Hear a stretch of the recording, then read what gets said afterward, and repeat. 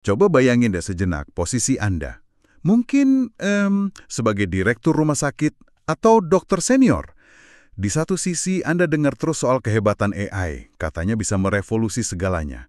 Tapi di sisi lain, kepala Anda pusing mikirin risikonya. Gimana kalau AI salah diagnosis? Data pasien aman nggak? Terus, gimana caranya ini bisa nyambung sama aturan akreditasi dan klaim BPJS yang ribetnya minta ampun? Nah, sumber yang ada di depan kita ini, sebuah dokumen pelatihan bernama Medicae Prompt Training, kayaknya mencoba menjawab semua kekhawatiran itu. Tapi pertanyaannya, apakah program seperti ini benar-benar bisa jadi semacam tameng hukum? Atau apa ini cuma strategi marketing yang pintar?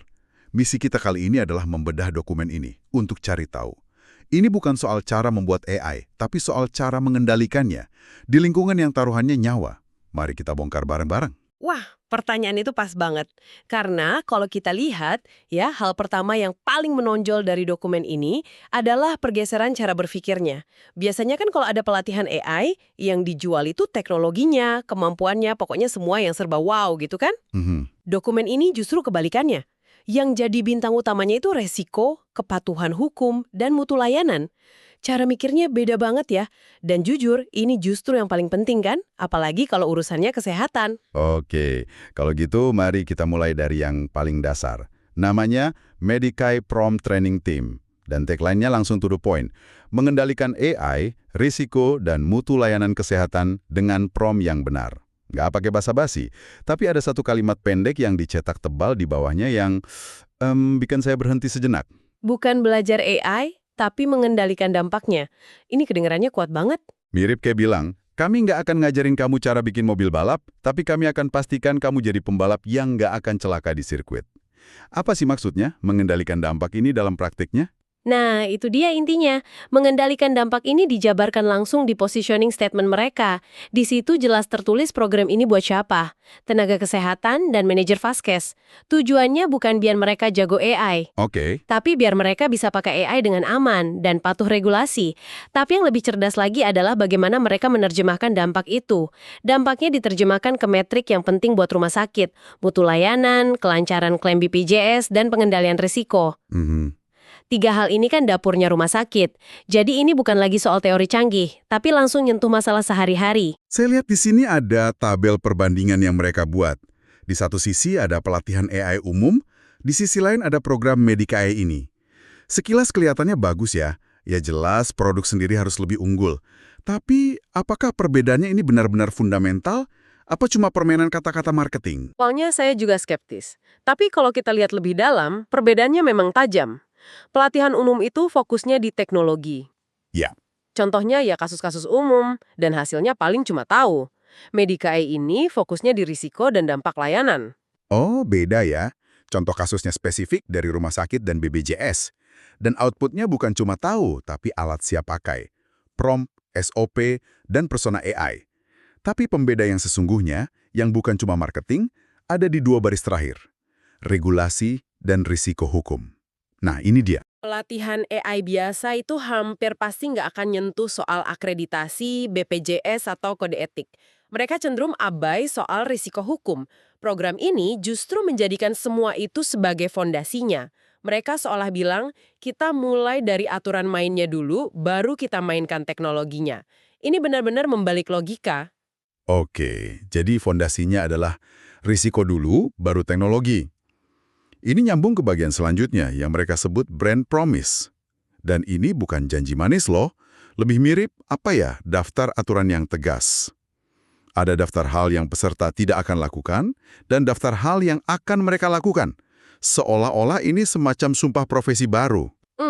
Yang dilarang itu jelas banget. Pertama, jangan pakai AI tanpa batas. Kedua, jangan asal copy-paste prompt dari internet. Dan yang ketiga yang paling penting, jangan pernah andalkan AI untuk diagnosis. Ini kayak 3 dosa besar yang harus dihindari. Lakukan juga jelas, gunakan AI hanya sebagai decision support atau alat bantu. Lalu, miliki koleksi prompt yang sudah teruji aman. Hasil praktisnya, mengurangi risiko masalah klaim dan audit. Dan yang terpenting untuk institusi, punya SOP internal soal AI. Lengkap sekali. Betul. Dan janji-janji ini bukan sekedar daftar harapan, ini adalah sistem yang terhubung langsung dengan apa yang mereka sebut tameng hukum. Tameng hukum. Ini adalah jawaban langsung dari positioning statement yang kita bahas tadi. Kalau mereka bilang tujuannya kelancaran klaim BPJS, ya janjinya harus mengurangi resiko pada klaim. Semuanya nyambung. Kunci dari tameng hukum ini ada di satu prinsip yang diulang-ulang terus di dokumen ini. Oke, apa itu? AI digunakan sebagai alat bantu pengambilan keputusan bukan pengganti tenaga kesehatan dan tidak digunakan untuk diagnosis atau tindakan medis mandiri. Coba kita renungkan sejenak kalimat ini. Kelihatannya simple, tapi ini adalah strategi mitigasi risiko yang sangat cerdik. Gimana cerdiknya? Dengan bilang AI cuma alat bantu, maka tanggung jawab dan akuntabilitas akhir tetap ada di tangan manusia, yaitu dokternya atau perawatnya. Oh, Artinya, kalau sampai ada kesalahan, yang secara hukum bertanggung jawab bukan softwarenya, tapi tenaga kesehatannya. masuk akal. Ini yang membuat institusi terlindungi dari tuntutan malapraktik berbasis AI. Mereka nggak menghilangkan teknologinya, tapi mereka menurunkan pangkatnya demi keamanan hukum. Wow, itu sudut pandang yang menarik. Jadi, peran AI sengaja diturunkan jadi asisten, bukan jadi bos, supaya tanggung jawabnya tetap jelas. Ini semua terdengar sangat relevan untuk level direksi dan tim legal. Tapi sebenarnya, siapa sih yang mereka sasar di lapangan? Siapa yang butuh tameng seperti ini? Nah itu dia. Kalau dilihat daftarnya ternyata luas sekali. Dari rumah sakit tipe D sampai tipe A, klinik, puskesmas, sampai dinas kesehatan. Bahkan asosiasi profesi kayak ID, PPNI, dan PRC juga jadi target. Ini sepertinya menunjukkan kalau rasa cemas soal AI ini merata ya. Bukan cuma masalah rumah sakit besar di kota-kota metropolitan saja. Tepat. Ini masalah sistemik. Tapi yang lebih menarik dari siapa yang mereka sasar adalah bagaimana cara mereka bicara ke target yang berbeda-beda itu. Oh ya? Dokumen ini ngasih lihat ada dua versi key message atau pesan kunci. Ini menunjukkan mereka paham banget psikologi audiensnya. Ah iya, saya lihat bagian itu. Ada versi profesional dan versi tajam.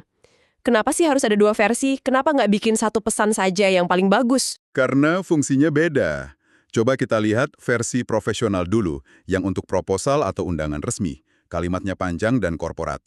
Medikai Prompt Training Team membantu fasilitas kesehatan memanfaatkan AI secara cerdas, aman, dan patuh regulasi untuk meningkatkan mutu layanan, efisiensi klaim, dan pengendalian risiko. Lengkap, aman, dan semua kata kunci yang disukai manajer ada di situ. Iya kan? Ini pesan untuk meyakinkan. Nah, sekarang bandingkan dengan versi tajam yang katanya untuk WhatsApp atau poster. Oke, jauh lebih pendek dan provokatif. AI bisa membantu. Prompt yang salah bisa menghancurkan. Medikai Prompt Training Team. Boom! Langsung kena. Betul. Pendekatan ganda ini cerdas banget. Pesan yang tajam itu fungsinya untuk ngetok pintu, untuk menarik perhatian di tengah banjir informasi. Begitu perhatiannya dapat, barulah versi profesional masuk untuk memberikan penjelasan dan justifikasi yang dibutuhkan para pengambil keputusan biar mereka mau okein programnya. Iya ya, jadi pesannya nendang dulu, baru penjelasannya menyusul. Persis. Cerdas. Jadi ada pesan untuk mengagetkan, ada pesan untuk meyakinkan. Nah, pesan yang kuat dan tajam seperti itu kan harus didukung oleh karakter atau kepribadian merek yang konsisten kan? Dijelaskan nggak di sini, seperti apa sih watak dari program Medik AI ini? Ada, dan deskripsinya juga sama tegasnya. Oh iya, Cerdas dan tegas. Lalu, berbasis resiko dan kepatuhan, ini udah jelas. Kemudian, kontekstual untuk layanan kesehatan. nah, yang terakhir ini yang jujur bikin saya senyum. Mereka bilang karakternya anti-hype dan anti-eksperimen liar. Di tengah semua orang jualan mimpi soal AI, mereka justru jualan rem. Ini langkah yang berani atau justru sangat defensif ya? Menurut saya, ini langkah yang sangat strategis. Karakter anti-hype itu membangun kepercayaan. Mereka seolah bilang, kami tahu Anda takut, dan ketakutan Anda itu valid. Makanya kami di sini bukan untuk menambah pusing, tapi untuk memberikan kontrol.